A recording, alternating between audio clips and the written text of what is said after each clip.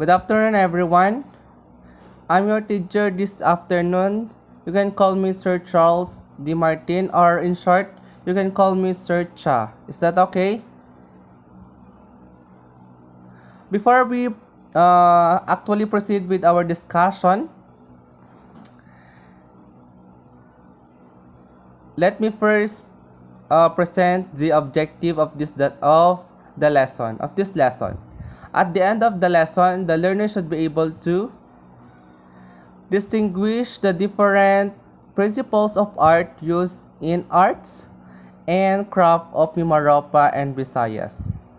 Appreciate the design by differentiating the principles of arts used, and create an artwork by using the different designs from the distinct art objects of MIMAROPA and VISAYAS. Let's proceed with the class rules. First, be on time. Second, raise your hand if you want to recite or if you want to speak. Third, do not cheat or copy your classmates' work. Fourth, listen to the teacher when being spoken to and answer if he or she have a question. And the last one, respect everyone in the class. Good morning once again, guys. How are you today? Should I say this afternoon pala? I know na inaantak kayo ngayon kasi nga day to ng sleepy eyes. May I know who among the class are absent? May secretary, please check the attendance kung may absent. If none, let's proceed to our first activity called Picture This Text. May I call on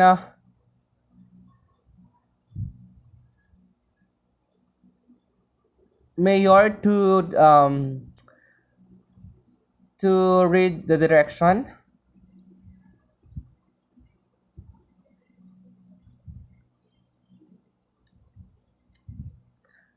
Okay, thank you, Mayor. Is the direction clear? Okay, let's proceed then. You have 5 minutes to answer your activity. And after that, we will be checking, of course. You may now start doing your activity now.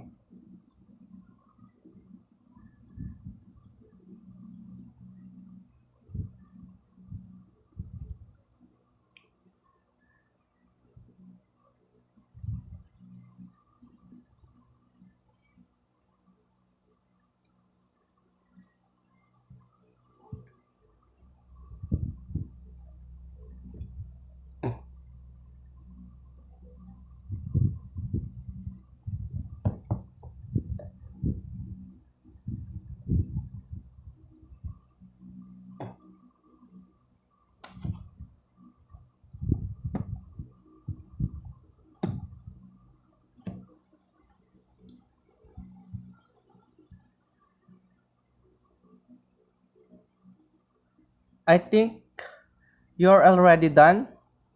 Let's check your activity.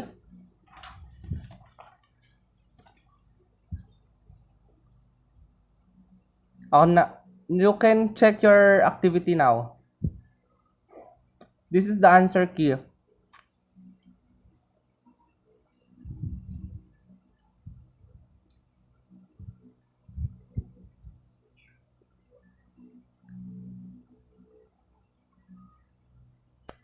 Okay. Who got the highest score?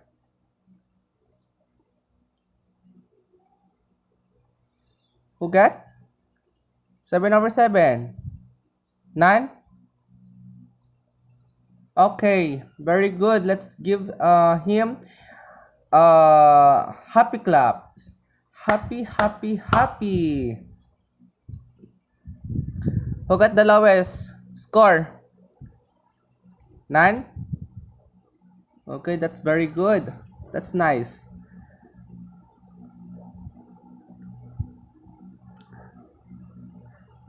Okay.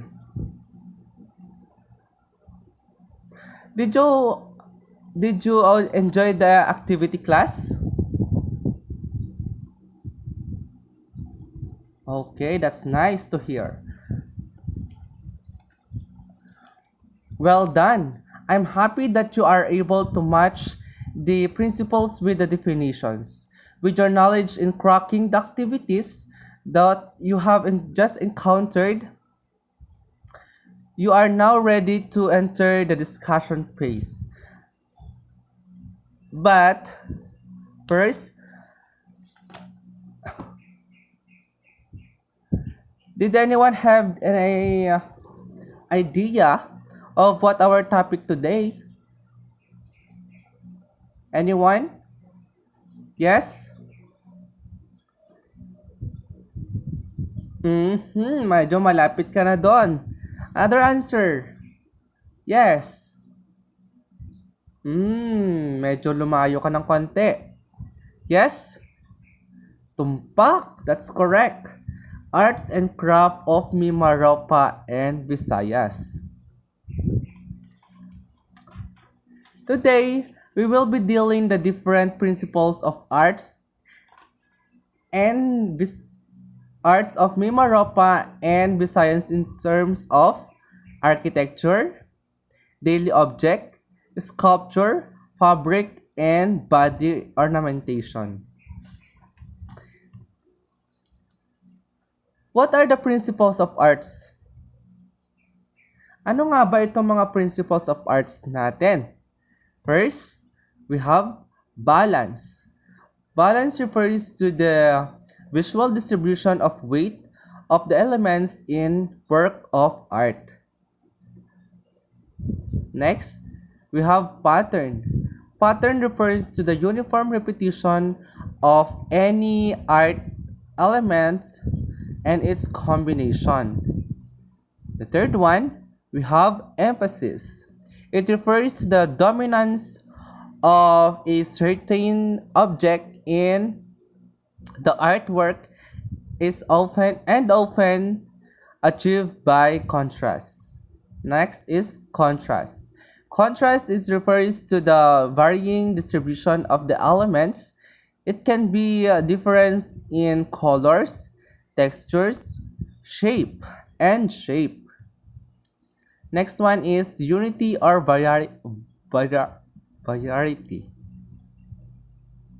It refers to the harmony of the elements. The sixth one is rhythm. Rhythm, it refers to the non-uniform but organized repetition of the elements.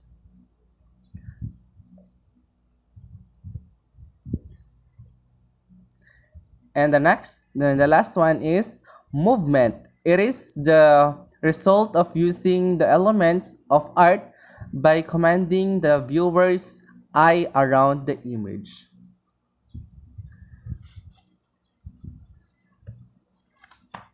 We have three kinds of balance. Sorry for the spelling, guys. Nakulangan lang tayo ng A.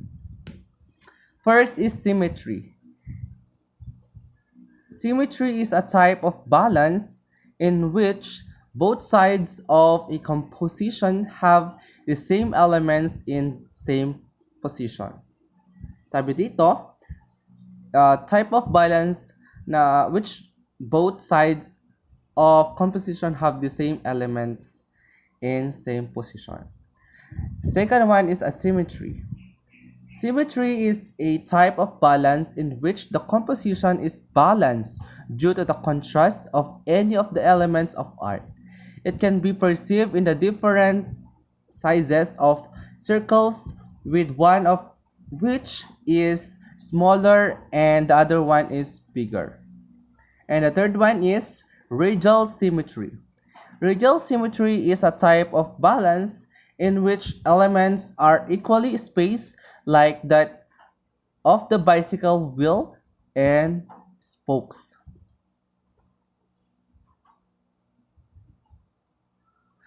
We have mode. Mode generally refers to the atmosphere or the feeling that an artwork evokes. You can basically tell the mood of an object by simply looking at the color and pattern.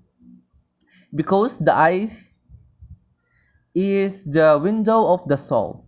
The sensory images are transported to the brain that creates feelings toward a specific art beheld, while the mood tells of the feelings upon looking at an art message is simply what an art is all about.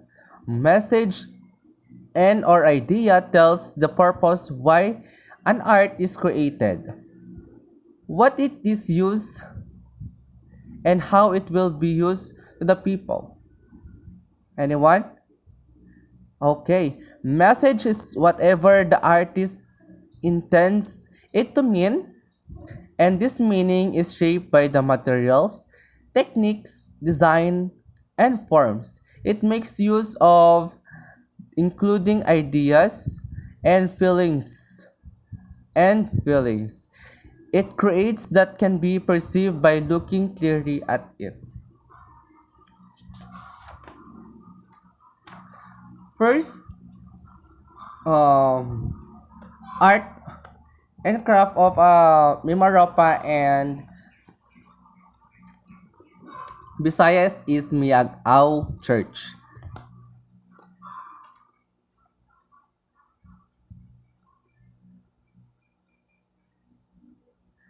Ano ba napapansin nyo sa picture, guys?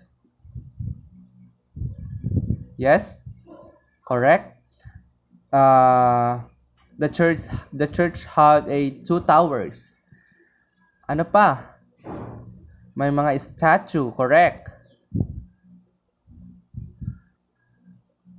At dun sa may mga window, parang same lang sila ng size, di ba?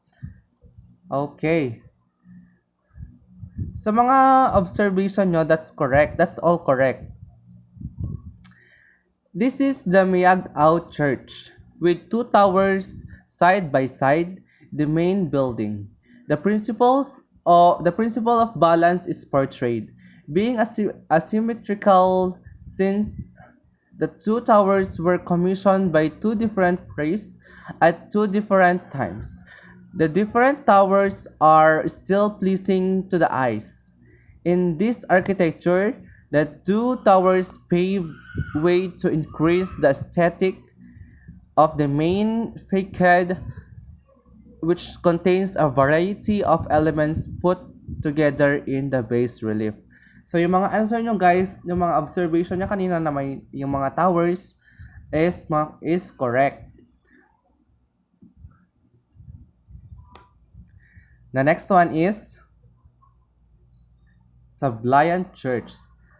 Ano napapansin nyo sa picture, guys? Yes? Tama. Luma siya, no? Old. Ano pa? Yes, para siyang hindi real, no? Para siyang drawing lang. Yes. Ano pa? No more na? Okay. Sablayan Church. This is the old church of Sablayan, Occidental Mindoro, located at the foot of Bundok Bayan. At Barangay Poblacion, the old church is a 16th century antiquette legacy of the Spanish missionaries. Here, lime or apog is used as cement for walling. Some old folks believe that in the olden times, before the interior reconstructions of the church, there used to be underground dwellings for nuns and a tunnel at the back of the church that led to the lighthouse of the nearby mountain park. The interior of the church portrays the principle of contrast, beginning with the opposing colors of ceiling and floors, balanced out by the wall of the decorative stones and white color pillars and columns to the project and height of the inside. Tama kayo guys. Next one is panubok. Ano napapansin nyo sa picture? What did you observe with the picture? Yes, it's a waving. May mga flowers siya, tama yon. Panubok is one of the many definitions of Capisnon culture. Being the traditional embroidery of Panay Bukidnon, this art that is rooted from their deep connection to the environment has shown how inspired the people are in creating their wonderful designs. This fabric, being inspired from nature, has variety of incorporated designs, but it's centered by a colorful flowers and adorned with lines and mixtures of colors. The attention of the viewers is locked on the circular patterns of bright colors, but the supporting details are embroidered right around it. So yung mga answer niya na may mga bulaklak, na embroidery, ganon, that is correct. The next one is a manunggol jar.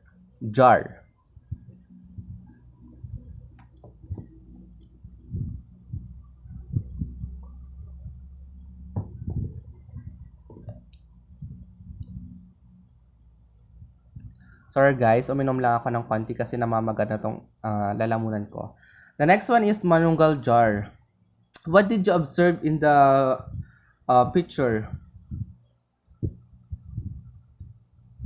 Yes, para siyang banga. Tama ba? Banga, yes, banga. Tapos may ano yon? Ano ulit yon? Okay, tama. May balangay dun sa may takip. Tapos may nakasakay na dalawang tao. Ang tawag doon is parang hinahatid nila yung patay sa kabilang buhay. No more answer na? Okay. The cultural treasure found in the early 1960s in Manunggul, a part of archaeology, significant Tabon Cave complex in Lipon, Palawan is one of the numerous jars found in, I believe, to be a burial site. The design of this jar is unique in all aspects. The covering is designed with three objects: the soul, the boatman, and the boat itself. The body, however, is designed with lines, which is a depiction of sea waves. This rhythmic design shows the maritime culture of the Filipinos, how one soul, after he dies, is being transported by a boat in waters and seas. As they go to the afterlife, the lines in the jar body are non-uniform but are organized and clearly show a rhythmic flow. So yung mga answer nyo in the takip, dun sa may takip na yung may boat na may nakasakay, that's the boatman, the boat itself, and the soul. The next one is tingkup. What did you observe in the picture? Yes? Okay, very good. Basket. Ano pa? Ano pa mga na-observe nyo? Yes? Okay, different styles, different colors, different heights, ano pa? Different lines, yung mga na gamit, different designs, tama. All your answers are correct. Tingkup is one among the notable products of Tagbanwa tribe in Palawan. It is a cone-shaped basket with a visibly creative pattern in the outside that serve as its decorative design. This is made possible by the alternative placing of the natural bamboo stripes, strips, and blackened ones, thereby creating figures that are repeated similarly. Talaga namang napakagaling ng mga tribo ng Tagbanwa, no? Guys, because they're making one notable products in their tribe, the Tingkup basket. Next one is Nito waving. Ano napapansin nyo sa picture, guys? Yes, again, it's a basket. May mga different shape na ginamit doon sa design. Tama? Another answer? No more? Okay, let's living in the foothills of the Malasimbo, Puerto Galera, the Iraya Mangyans are indigenous people of Oriental Mindoro who are known for their skills in nito weaving. This craft has been a preserved tradition that dictates their unique culture and art. The tradition of nito weaving has been the primary source of their income, as the vine called nito is easily found in the forest where they are living. This material is harnessed to provide use to their basketry and weaving. The diagonal pattern in the canister is only one among the many design they make. So yung observation nyo kanina dun sa may pattern, that is only one among the many design that they make. The last one is Facade of Miagao Church. Ano napapansin nyo sa picture, guys? Luma again, luma. Tama.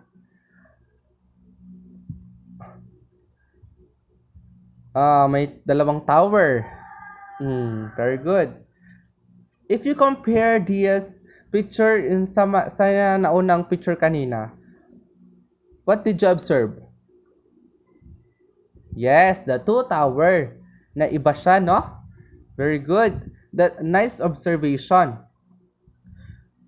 So, the variety of elements in the facade of Miagao Church consists of an ornately decorated bas relief in the middle of two huge watchtower belfries on each side. The bas relief is mixed influence of medieval Spanish, Chinese, Muslim, and local traditions and elements.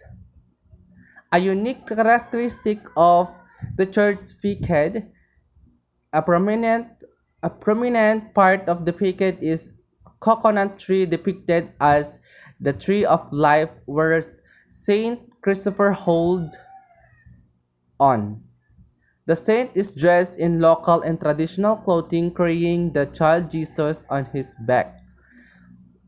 The rest of the facade features the daily life of Miagao during that time, including native flora like papaya, coconut, and palm tree, and fauna. Despite the various decorative design in the facade, the tall coconut figure enables the eye to the rest, thereby creating unity in the sculpture.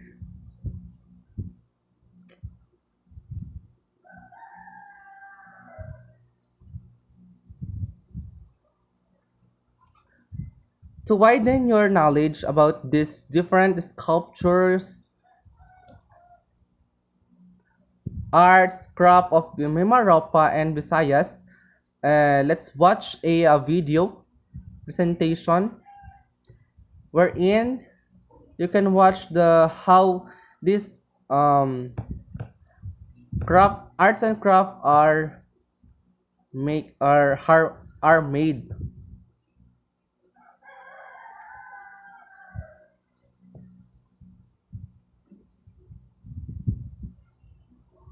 First we have Miyag-Aw.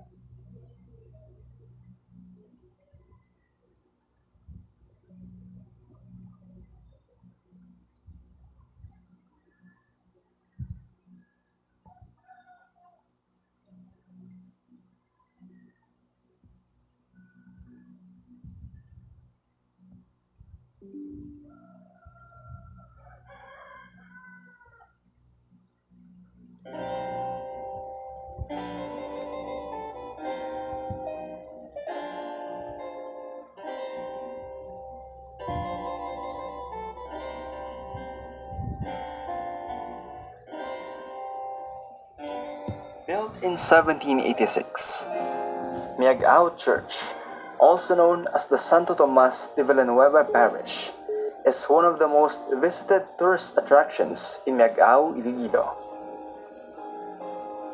More than a place of worship, it also served as a fortress.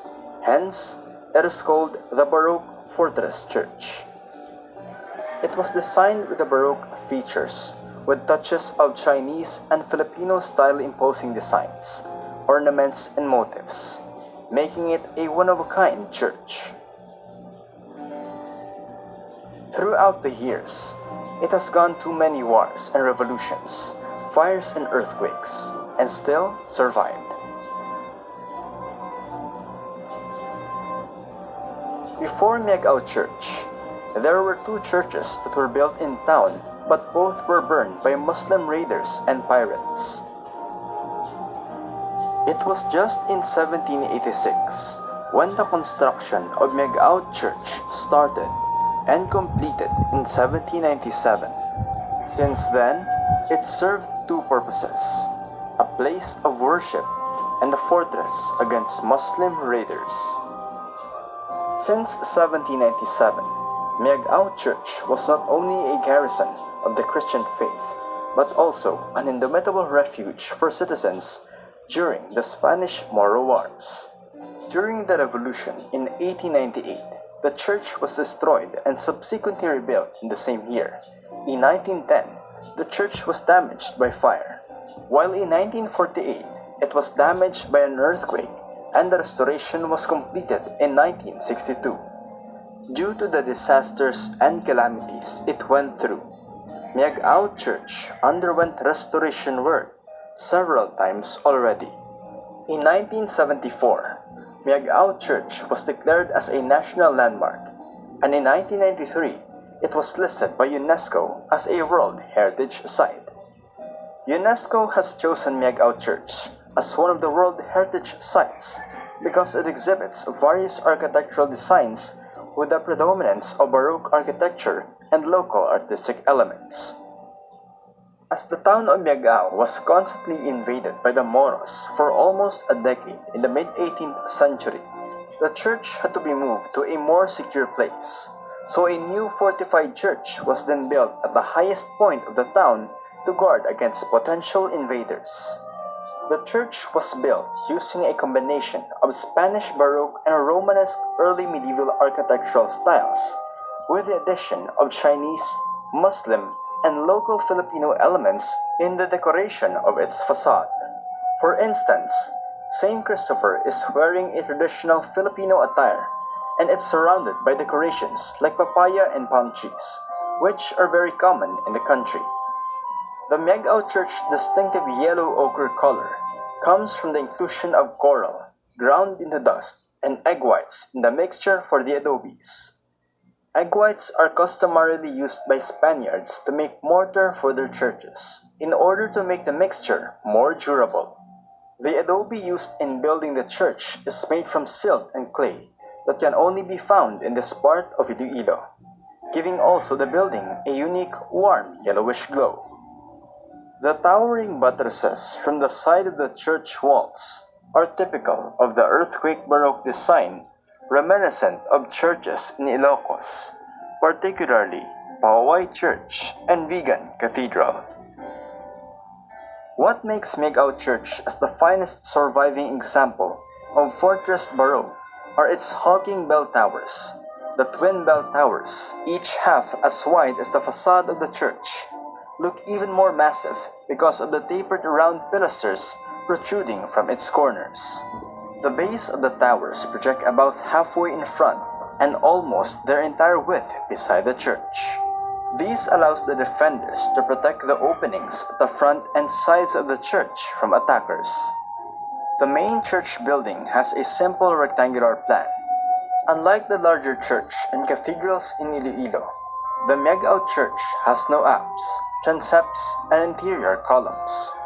The only interior columns are a pair of square pillars supporting the choir loft above the front entrance. These columns divides the entrance into three arched bays, with the center bay framing the front portal. The loft also makes the oculi at the pediment accessible from the inside and may have served a defensive purpose. The perfectly carved colonnettes of the retablo and the acanthus of foliage draping its sides are distinctive design elements of the high Baroque style. Next to the life-size crucifix inside the center niche are the statues of Saint Joseph and the patron saint of the church, Saint Thomas. The top niche is occupied by an image of the Santo Niño. The two shrines at the sides of the sanctuary house the statues of the Sacred Heart and the Blessed Virgin Mary. The Miagao Church stands as a living legacy of the culture and way of life of the people of Miagao centuries ago, anchored in a strong foundation of Christian faith.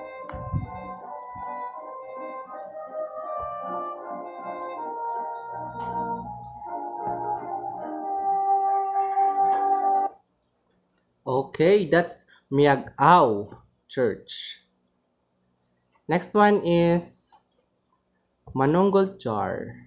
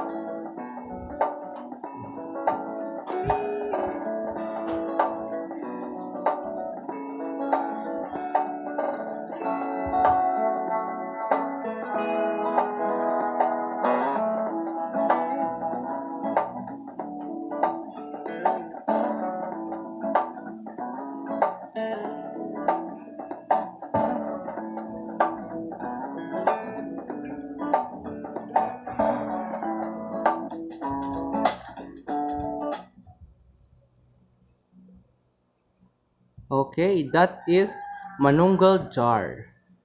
Next one is Nitok Rocks.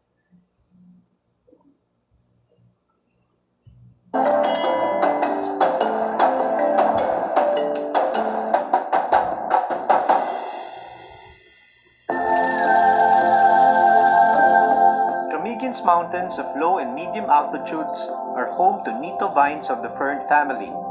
The vines grow a secondary forest clinging to trees and rocks, and its abundance brought about Pinica's weaving, using Nito splits to create high-quality crafts. And like the discipline of blacksmithing, the art of pinikas is left in the hands of a precious few.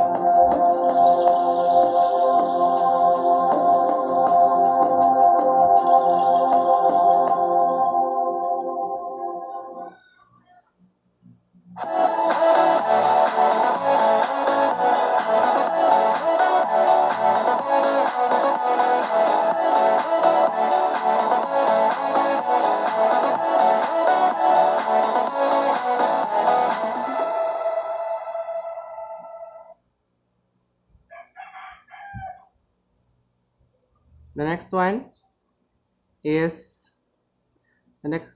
one is tingkop.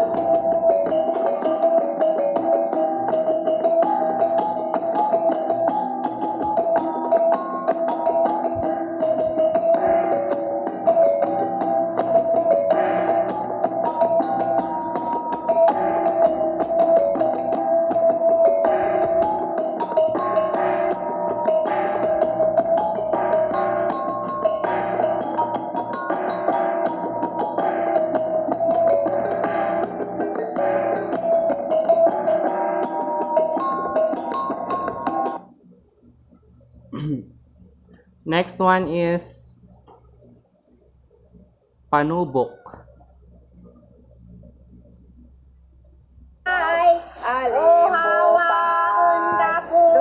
Gawa namin na embroidery is panubok.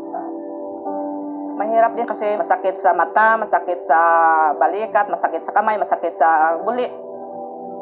Sabi nila, gawa namin yung authentic ba o yung hindi siya common. Sa lahat ng mga designs namin, makikita talaga siya sa paligid namin. Kagaya ng pako-pako, makikita yan sa mga gilid ng sapa. Sudlikamas, ng python snake, sikag-sikag, or fishbone. Tuko-toko, support siya ng traditional house namin doon sa bundok. Kasi yung red, isang matapang siya na kulay. Nasa dugo na talaga namin yung pagbuborda. Ginagawa namin, hindi lang sa pera, kundi maipapamana namin sa mga younger generation. Na kung mawala man kami, meron pa rin yung mga gawa namin.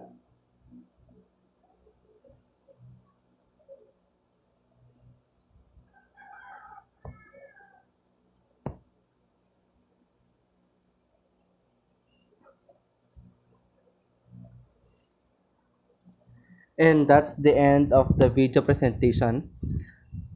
Now,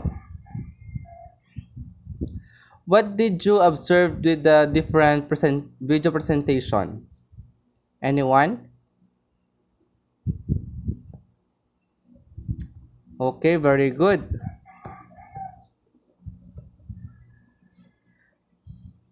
Another answer? Okay, very good. That's correct. Another observation. Dito ko naaalam na yung iba hindi nakikinig, yung iba hindi na binanood yung video. So, bahala kayo dyan, guys. Kasi this, the next activity will fall to the video presentation. Okay? Ano, guys? Another observation. Okay, very good. Now, let's have an activity. Direction. Based from the lesson you have learned from the discussion part, kindly observe the pictures below and fill out the chart with what is needed. You have 10 minutes to do that, to this activity. Yes, it is individual.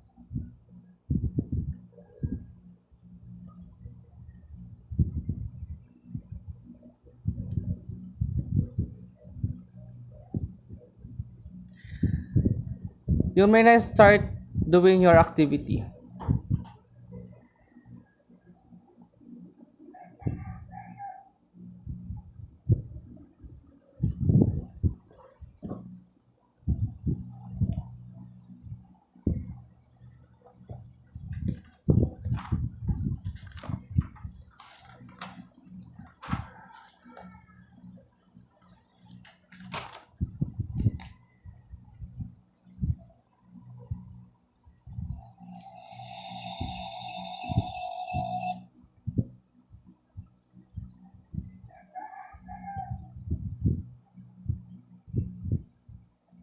I think you're already done. So, let's proceed with the presentation of your activity. Magtatawa ako ng isa, dalawa, tatlo, apat na magpre-present ng kanilang activity. Okay, may I call on Miss Cabanayam to present her activity.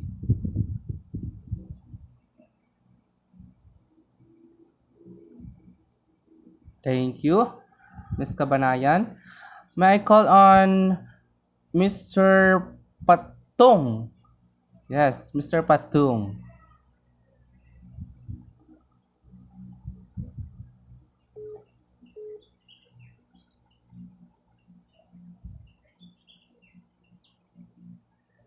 Okay, thank you for sharing the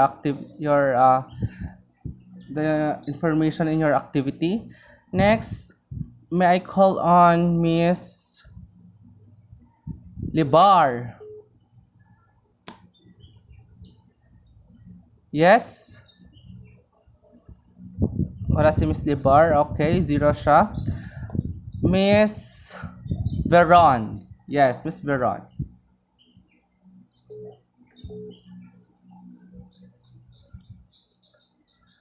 Okay, thank you, Miss Veron. And the last one is Mr. CJ.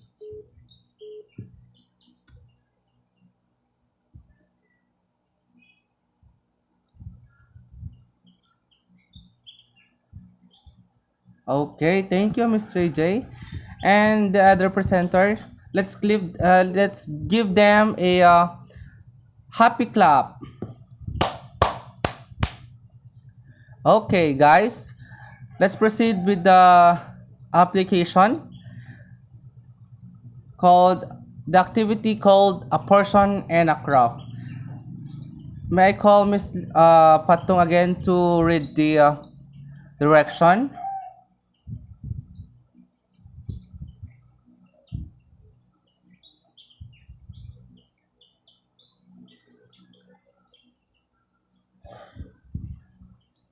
Okay, thank you.